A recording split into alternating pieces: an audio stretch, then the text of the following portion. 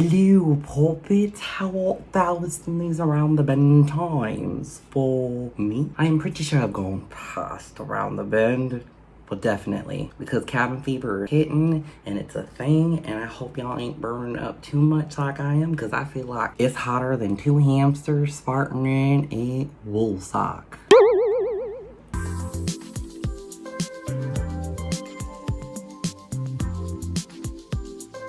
Alright, you guys, welcome back to part 3 of my State of Fashion 2020 series. Okay. To those who are new here, before you continue, you should check out, part 1, 2, and 2.5. Click them right here, they're right above me, okay? I'm leaving the links right there. Watch them, because if you watch this before, you're gonna be just a little lost, and well, I already warned you and I told you so. I'm waiting. You did it? Okay. Now for those who aren't new here, welcome back. I hope you're doing well, and I hope you've subscribed, just saying, because if you haven't, well, it's not like you're not doing much of anything, because we're all in a lockdown, maybe? So go do it. Don't be lazy. Please and thanks. All right, let's get on to why we are all here. Like the title says, we're going to be deep diving into the state of fashion. It's a report done by McKinsey and the business of fashion together, and the main focus today is going to be consumer shifts. Now, if you want access to the report, I'm gonna leave the link to it in the description below so you can follow along, or if you wanna read on your own, because there's a lot of good stuff in there. Like, I'm making quite a few videos on that. But today, again, consumer shifts that this pandemic is creating. The main things when it comes to consumer shifts is discount mindset and digital escalation. What are those, you ask? Well, let's find out, BBs. All right, as deep discounting plagues retailers for the remainder of 2020, a decade-long buildup of bargain shopping culture will be exacerbated by a rise in anti-consumerism, a glutton inventory, and cash-strapped consumers looking to trade down or turn to off-price channels. To reach increasingly frugal and disillusioned consumers, brands must find inventive ways to regain value and rethink their broader business mission. So in plain English, consumer sentiment is at an all-time low.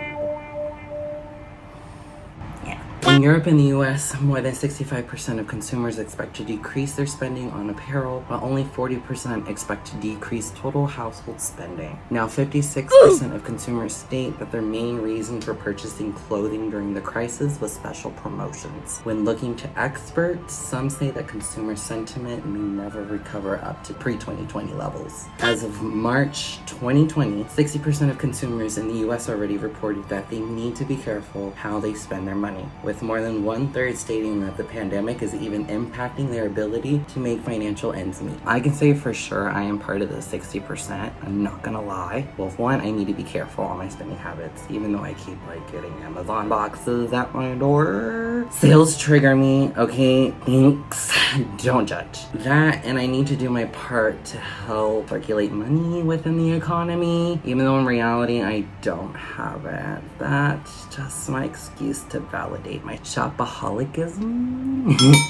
Speaking of Amazon, who owns numerous warehouses across the globe, there are fashion players who have their own warehouses like Guess, H&M, etc. All of them. And right now, depending on the brand, some have warehouses full of inventory and unsold seasonal stock.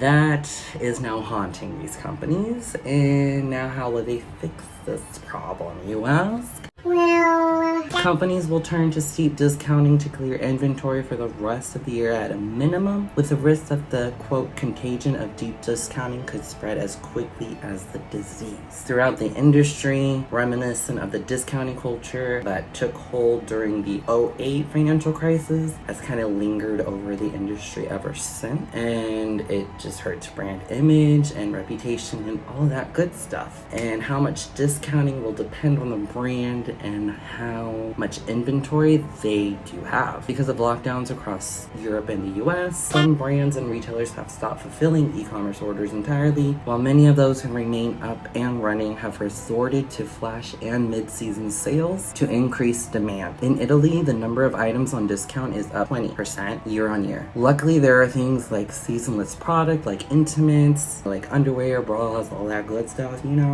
that we all wear. I hope you do. All this can be repurposed later on on in the year. But most mass market players like Zara, H&M, Forever 21, Guess, all those guys will likely be led to slashing prices and other inventory reduction strategies like controversial stock incineration. That's a bad thing. It's never been ethical, especially now in times of heightened transparency, sustainability conscious consumers. No, you don't do it.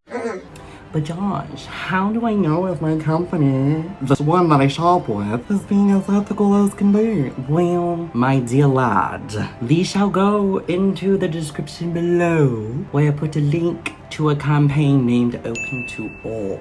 Alright, what is Open to All? Well, Open to All is a national non-discrimination campaign based around the idea that everyone should be welcome regardless of race, ethnicity, national origin, sex, sexual orientation, gender identity, and expression, immigration status, religion, or disability. It's a lot. And that goes not only for the business's customers, but also their employees. The campaign recently had 25 businesses from companies across the country to sign on to a letter urging the business community to combat disparities and discrimination that have caused the COVID-19 crisis to intensify the impact that it has had on the Black, Latinx, Hispanic, Asian American, and Pacific Islander communities. These are the brands who currently have signed on to the letter.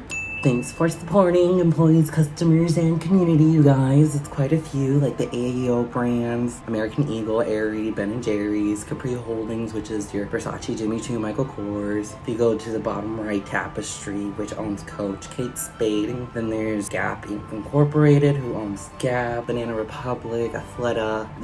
You get the gist. There's a lot of them. Okay, but that's just a select few in the industry. Of course, not every company we know is listed, but you can check majority of brands' ethical responsibilities by going to their website and looking typically at the bottom of the homepage, usually under the About Us tab of a brand. And if you do, you should post what you find in the comments, especially if the brand that you're shopping with or you usually shop with is being ethical. There's a ton of brands around the world, so let me give you some homework. Let's hold these companies accountable for their past, present, and future actions. Seriously, comment below if you know your brand is being responsibly ethical during these havoc of time. Okay, let me get off my high horse and get back on track towards spending. Consumer spending in most advanced economies accounts for roughly 2/3 of the economy, and about half of that is discretionary spend. Fashion companies will be left grappling with price deflation and a sharp drop in demand across the board. As we all know, fashion is a discretionary type of industry that provides more wants over needs, and well, a sharp drop in demand across the board is an understatement, especially when prices in the grocery sector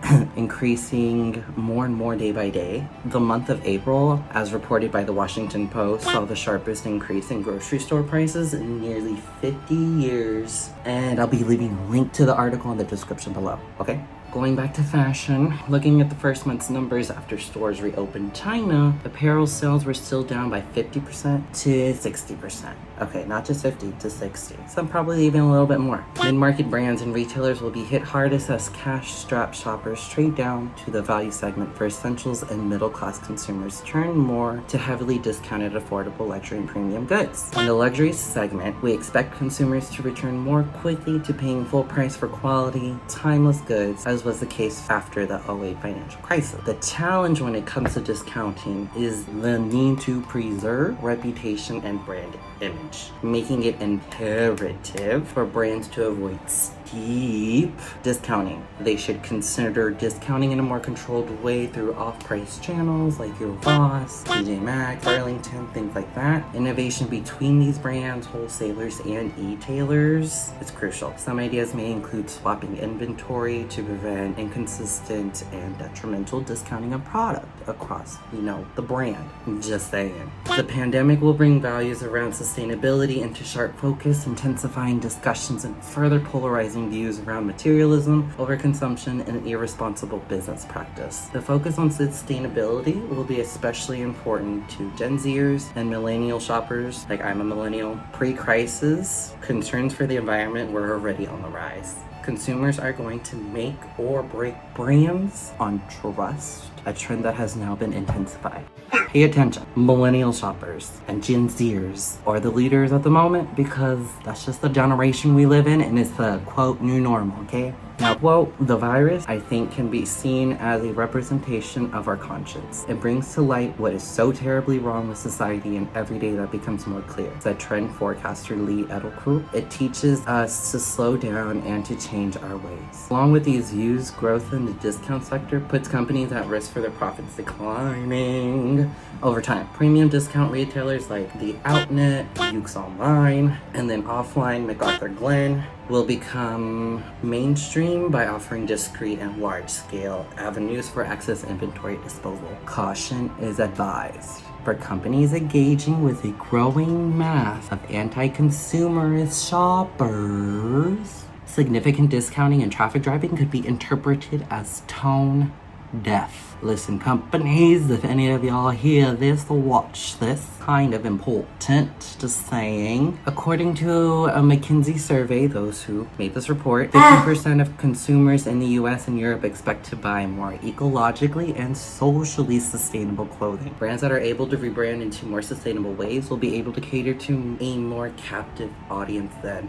before. Go with the tides, go with the trends. Repurposing existing stock for new seasons will be a more viable option than recycling or upcycling with fabric additions or extractions. Opportunities include personalization, customer experience, and reevaluation of the company's fashion calendar, such as moving monthly drops into later seasons. Brands will need to tailor future discounting strategies by aligning promotions to their various channels and putting in place a revised product calendar to reflect fashion's new normal. They also need to re-infuse value to make it worthwhile for consumers to shop at full price. Okay, the solution is not just about reducing overstock, but gaining back the trust and enthusiasm of cash-strapped consumers. And that cannot be achieved by discounting alone. That is the shift when it comes to the consumer's discount mindset. There's a lot, I know, but a lot is going on at the moment, remember. So this is what they mean by the new normal. Now, let's look at the digital escalation and what that means. Social distancing has highlighted the importance of digital channels more than ever, and lockdowns have elevated digital as an urgent priority across the entire value chain. But unless companies scale up and strengthen their digital capabilities in the recovery phase of the crisis, they will suffer in the long term. Consumers will continue to demand more in this space, and brands must act fast to deliver.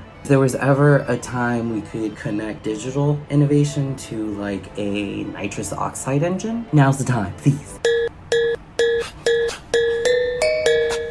Purely brick and mortar players have been hit the hardest. Practically overnight, the reliance on digital channels has accelerated immensely. This can mean trouble for department stores like Macy's, Dillard's, all those, and specialty retail, again, Guess, H&M, Forever 21, all them players, as well as small players who are not able to adapt to a digital-first mentality. But there is a silver lining to this when looking at the Asian market. Evidence from China suggests that consumers there have highly embraced digital solutions for shopping, entertainment, and communications, thanks to the rapid response from brands and retailers who were able to quickly enhance their digital capabilities by launching or improving innovative new channels. So, Nike, whose digital sales actually in the region grew 36% in the third quarter that ended February 29th, they leveraged Taobao live stream bloggers during lockdown in China, while local fashion group Peacebird grew retail sales as a result of innovative customer engagement in their digital channels, including WeChat, which featured over 41 live broadcasting sessions with influencers and drew 1.77 million consumers.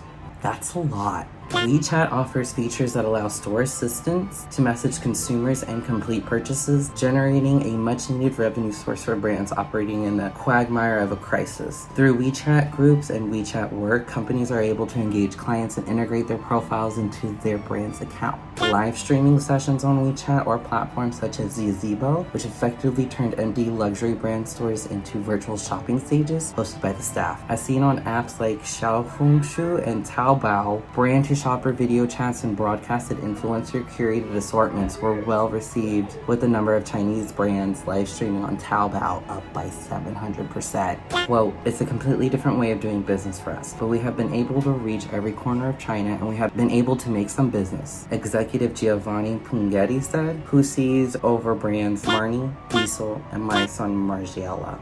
I probably pronounced that wrong. Oops. According to another McKinsey survey, almost a quarter of US and European consumers expect to increase the way they spend via social channels in April. As the crisis also pushes 13% of European consumers to browse online, e-tailers for the first time, brands should take the opportunity to become not just more digitally adept, but to become digital frontrunners. So despite the uptick in commerce in social channels, 44% of US and European consumers expect to decrease online purchases overall, which is not far behind the 49% who expect to decrease offline purchases as of April 2020. As stores begin to reopen, fashion's digital change demands companies to change their mindset and to begin to operate like pure digital players rather than asking what benefits online can offer offline channels. Players should ask how their brick and mortar presence can support e-commerce sales. That's a whole new way of thinking. Brands should consider platforms as a way of preserving their reach and fulfillment capability while identifying a suitable digital model that will lay the groundwork to build traffic in cost-efficient ways. Since digital channels can be less profitable than physical retail, players need to establish a balanced model that prioritizes digital growth in an integrated way with cutting-edge customer experience. Customer experience and digital are going to need to become more than things that go hand in hand. They will ultimately need to be one in a way one cannot survive without the other in this new normal that we're living in. I don't know about you, that was a lot of information to preach on. There is an in-depth article in this report that talks about the luxury sector and what's going on and the acceleration of the inevitable. And again, the link is in the description below. And the in-depth article is gonna be on page 24 of the McKinsey report, which is in the description below. Everything's in there, just go down there. Alright, you guys should read it and let me know what your comments, questions, concerns, ideas, anything, now that you have a little bit of an insight on all that is going globally. If you want me to do a video talking about the luxury in-depth article, let me know in the comment section below, okay? Alright, you guys, well, I hope you enjoyed the video. Make sure you like, subscribe, comment, all that good stuff. Stay tuned for the last part of the fashion series, part 4, which I'll be talking about the fashion system and the Darwinian shakeout and innovation imperative, okay? Well, as always, you guys stay safe and classy, and I will see you later. Bye!